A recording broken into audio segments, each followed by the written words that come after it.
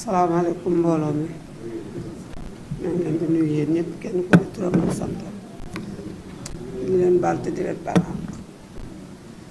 waaw man maay yaay Maty Sarr Niang ma ñëwoon nag bokk ci ndaje mi di waxal sama doom yëpp ndax ñun ñëpp ay yaay lañu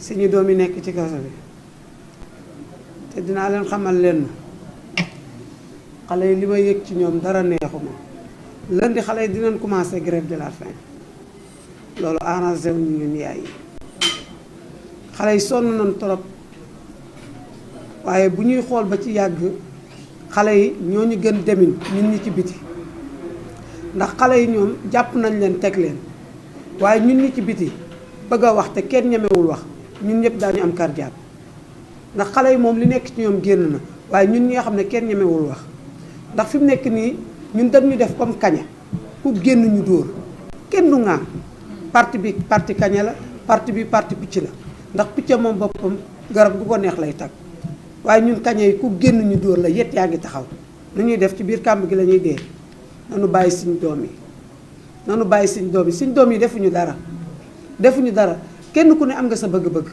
danoo bëgg rek kenn du wujje kenn du bëgg yow rek yaay bëgg déedéet kenn ku mu neex fu la neex ngay dem man sama doom maag moom bokkuñu sax bëgg-bëgg te maa ko jur kenn ku ne li nga bëgg ngay def ñoom ñëpp ay magum jëmm lañu nañu bàyyi suñ doom yi fa ñu nekk sonn nañu te ñu ngi noonu lundi dégg naa ko ñu ne ñoom dinañu grève ba kañ te nee nañ duñu arrêté fekk lii jeexu te bul xam lan moo leen ciy fekk ñun ñi lan moo ñu ciy fekk est-ce que bu yàggee ñun ñëpp duñ dem fekki leen mu jeex lii ba kañ lay jeex lii dafa war a jeex basta dafa war a jeex nanu bàyyi xale yi defuñu dara seen bëgg-bëgg la lenn sàccuñu fenuñu naanuñu sàcc defuñu dara ñii violé yaa ngi fi ñii sàcc ngi fi ñii defar faux billet yaa ngi fi ñii def lii ñu ngi fi ñii def lee lu bon lépp mu ngi fii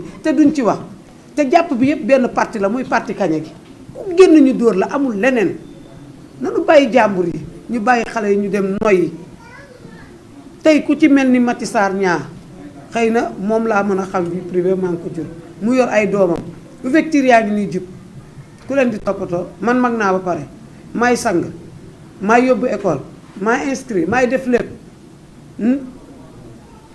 te man mag laa lan laay def ñu jàpp suñ doom yi téye leen nii ci kaso yi pour lan kaso bi nga xam ne fi ñu nekk xaw ma 20 personnes xaw ma 30 fa nekk presque la fa nekk mot na 60 quelques personnes nii la ñuy dancaloo mu metti lool kenn ku nekk sa yaram bi mi ngi yàqu ñii ay picc ñii ay lii ñii ay lii ndax kenn ku nekk boo xoolee fa kee jóge ndax bu doon ñoomi neen la sax du problème waaye dafa am ñeneen ñu nekk ci biir rax leen te bokkuñu ci te ñu bokkul kenn waru leen a boole te ñoom dañoo boole dañoo miskaare tout c'est pas normal nanu bàyyi suñu doom yi ñu dem ci jàmm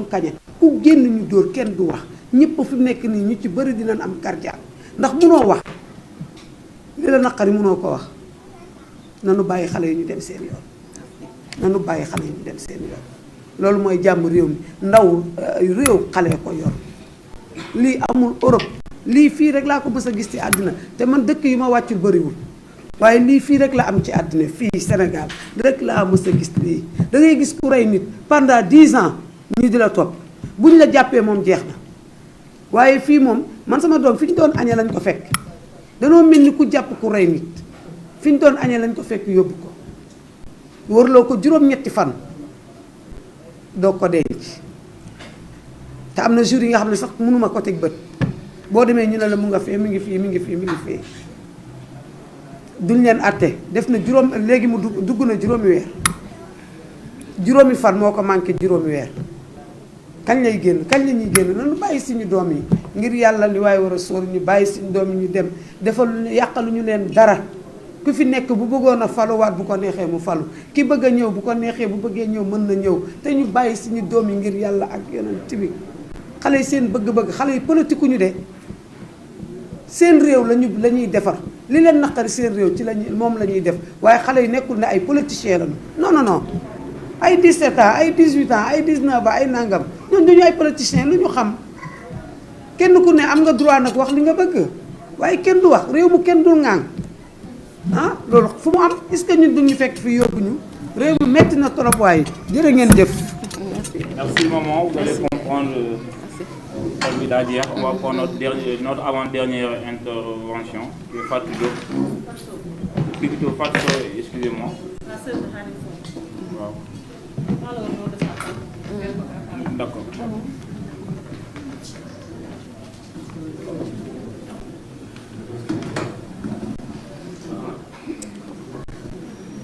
Salaamaaleykum. Waaleykum salaam. maa ngi wax ci turu Yacine Sonko di sama belle-sœur man may sœur ci Khadim Sow muy un jeune tailleur ñu jàpp ko depuis le 31 août. ñu ngi ko jàppee juste si koñ bi noonu fekk mu doon dem di jëndi ay kii pour ñaw yi muy ñaw man je me demande comment un maître tailleur ou un chef d'entreprise un entrepreneur peut devenir un chef de gang. bokk ci association malfaiteur nekk benn bandi boo xamante ni nii nuñ ko tuddee ñu leen neex ñoom li metti ci xol yi bari nag te kenn mënu koo wax buñ ko doon wax fii tey duñ fi jóge te li ma metti moom metti ñi fi toog metti ñi nga xamante ni tamit ñëwuñu muy suñu frère ñu jàpp suñu sœur yi ñu jàpp suñu parents yi suñu jëkkër yi ñuy jàpp ci kaso bi te defuñu dara la xamante ni moo leen fa dugal ci lu dul seen coobare bopp moo tax ñu jàpp leen te képp ku ñu jàpp yow li nga leen wax ñoom duñu dégg loolu ñoom li ñuy wax ñoom la ñuy nangu ñoom moom loolu moo am fu mu ne nii Sénégal ñëpp ay bandi lañu ñëpp ay terroriste lañu nan ngay mën a amee sa population bëgg a taxer ñëpp de terroriste man loolu laa mënul comprendre ñun pour nga dem gis sa détenu sax yow c'est tout un problème boo yeewul 5 heures du matin yegg foofu 7 heures doo gis sa nit boo yóbboo añ yi bu leen neexee bu fekkee ci barket lañ ko def dañuy caxat-caxate barket bi ba barket day tas dañu naan bu fi indeeti barket ndax du mën a dugg yow mbaaru xar sax boo ko yoree yow doo leen xari doo leen entassé ci mbaar mi ba ñu kii waxtuma ay nit yu dund nan la ñu mën a jàppee ay nit yu dund di leen maltraité de telle sorte mel ni ñu amul xol waaye fii nguuru yàlla rek moo dul jeex ñu ngi ñaan nax suñu doom yi ñu jàpp suñu rakk ñu jàpp suñu frère yi suñu jëkkër ñu jàpp ñu bàyyi leen génne leen ci prison yi ndax foofu du seen place foofu du seen place ay soutien de famille lañu yor seeni famille kii jëkkëram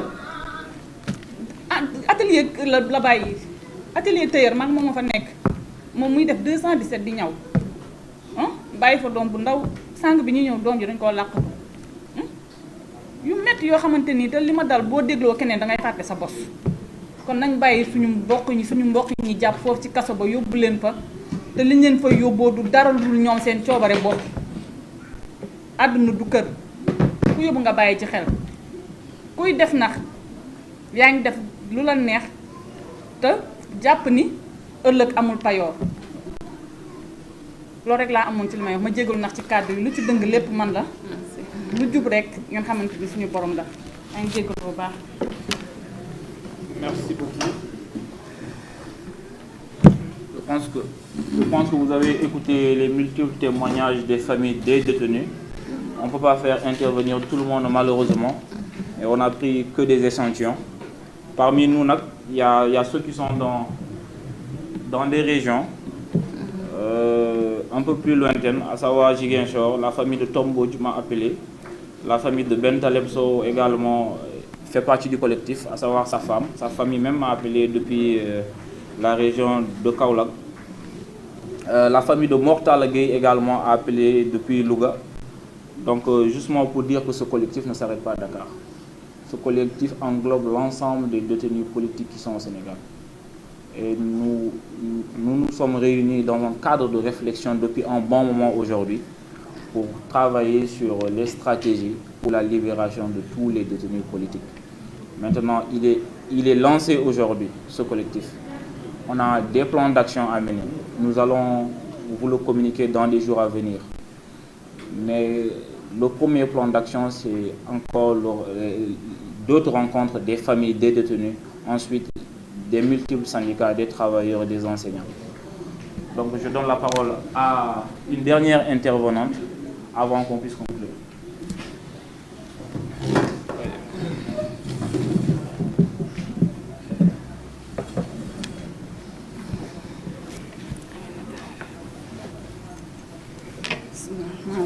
asalaamaaleykum mbooloo mi maa ngi leen di nuyu di leen ziar man maa ngi tudd Ami Diop dëkk Tëngéej maa yaayu Bekaay Diouf ñu ngi ko jàpp depuis le 22 mai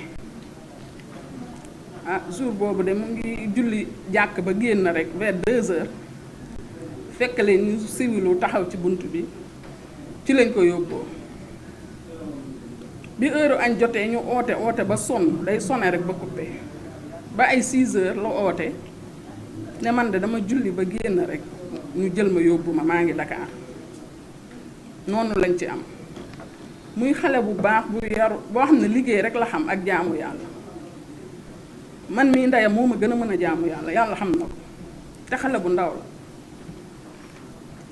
léegi bi ma waxee loolu man affaire bi jaaxal ma daal di oo ay nijaayam wax leen mais daal boobu ba léegi ñu ngi ko téye waxuñu ci moom dara benn yoon lañ ko déglu entendre ko boobu ba léegi mu ngi rëbës ñu teg ñuy ñaan nag njiitu réew mi ne ko ñun ñi ko faloon sonnoon ci moom ñun la jàpp suñu doom yi tey di leen tëj di leen torturer ñii ñu sàkkal leen pexe te loolu dafa doy dañoo sonn ñun ñii seen kilifa dañoo sonn jaabante nañu lu ñu amoon des na ci rëbës koo bëgg a gis fajar ngay jóg fa ngay yendu doo am foo toog ci naaj bi ngay taxaw rang bu gudd boo xam ne danga naan Sénégal yëpp a ngi ci kaso bi dafa doy Macky Sall bañ lay fal dañ la bëggoon fal la man mii samay rakk dañ daan xuloog man ndax Macky Sall yàlla xam na moo tax bañ jàppee sama doom ñoom ñëpp dañoo ñëw ne ma Ami Diop yaay nañ la de ma ne leen billaay yaay ngeen ma ndax Macky Sall dama koo bëggoon ñaari mandat bi yëpp moom laa voté loolu yàlla xam na ko mais na bàyyi xale ñu ñibbi seen kër xale yi sonn nañ seeni parents sonn nañ ñun ban Sénégal la ñu ne kenn du wax boo waxee ñu jàpp tëj jàpp torturé ba kañ dafa doy yow Macky Sall ñu ngi lay ñaan suñu njaboot yi bàyyi leen dafa doy daal vraiment mënumaa wax parce que sama xol a fees maa ngi jéggalu bu baax a baax. Quand il y a la présence de l'émotion, les mots nous manquent.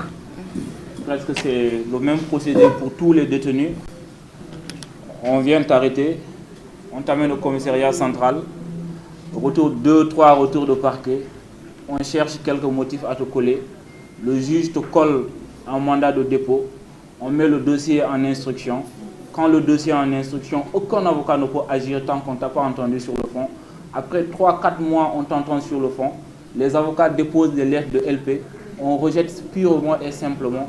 C'est comme ça que ça se déroule. Maintenant, au niveau des parents, là où ça fait le plus mal, quand vous arrivez à Rebeuss pour venir visiter votre fils, votre frère, votre mari, vous devez arriver à 7 h du matin. Vous pouvez faire la queue. Dès qu'il est 10 h, on arrête. Si vous ne faites pas partie des gens qui sont entrés avant 10 h, vous devez rester là-bas jusqu'à 15 h. À 15 h, si vous faites la queue, à 16 h, on arrête. Si vous ne faites pas partie des gens qui sont entrés avant 16 h, c'est que vous allez revenir dans 15 jours. C'est que vous allez rester un mois sans voir votre fils.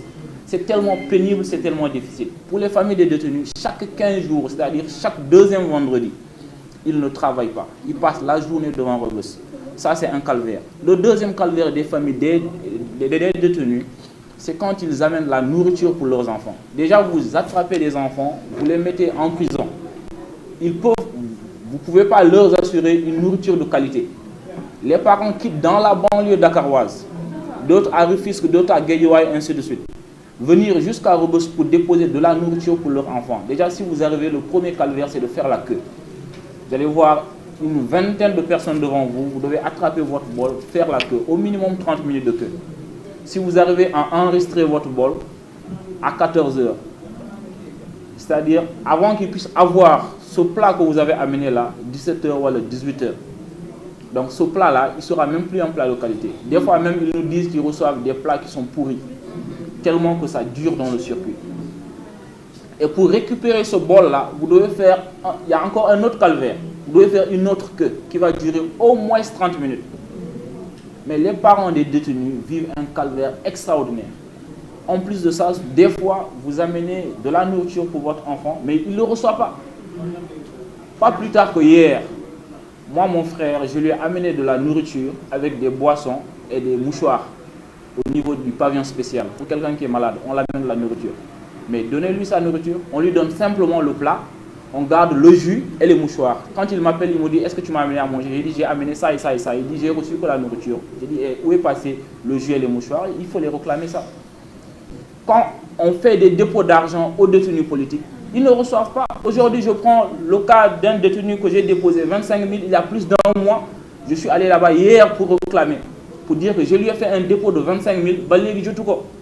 Mais on ne peut pas incarcérer les gens. De les torturer. Parce que la première torture, c'est la torture psychologique. Parce que entasser quelqu'un dans une chambre qui contient plus de 200 personnes, c'est ça la première torture. La torture, elle est d'abord psychologique. Pour quelqu'un qui ne dort pas, pour aller aux toilettes, il doit faire la queue. Même si dans un birboumet, pour aller aux toilettes, tu dois faire la queue. Donc certains sont obligés de déféquer même dans leurs habits. La nuit, c'est des bagarres quotidiennes. L'État doit avoir pitié de nos frères et sœurs. Ceux qui sont là-bas, c'est des humains. Ceux qui sont là-bas, c'est des personnes. On ne gouverne pas un peuple pour l'opprimer. Quand on gouverne un peuple, c'est pour le servir. Nous demandons à l'État de nous servir. De servir à nos frères et sœurs la liberté.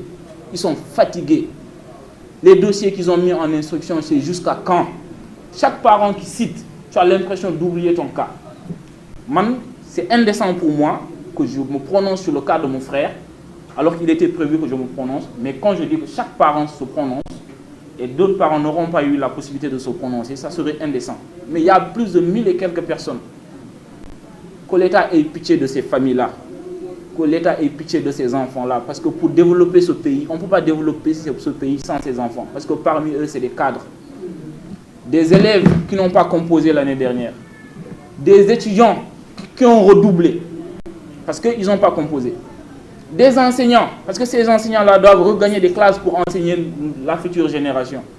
Des cadres d'entreprise.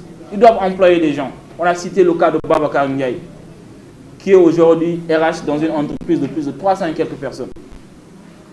Et tant d'autres familles. Mais ce n'est pas possible, on ne peut pas développer un pays comme ça. Ainsi se termine notre conférence de presse. Nous vous remercions. On vous reviendra dans les jours à venir pour la suite de notre plan d'action. Merci beaucoup.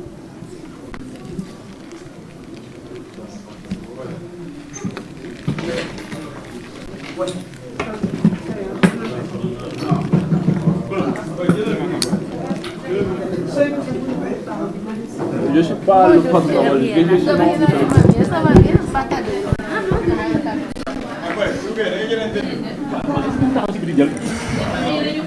mbokk yi dégg ngeen li nga xamante ne moom moo xew wala dégg ngeen li nga xamante ne moom la parents yi nga xamante ne wala ay soxna yi nga xamante ne ñu muy détenu yi donc naqar ak tiis kese moom nga ciy dégg mu nekk loo xamante ne metti na trop ñii dañ leen di déposer xaalis duñ si jot ñii dañ leen di déposer ay lekk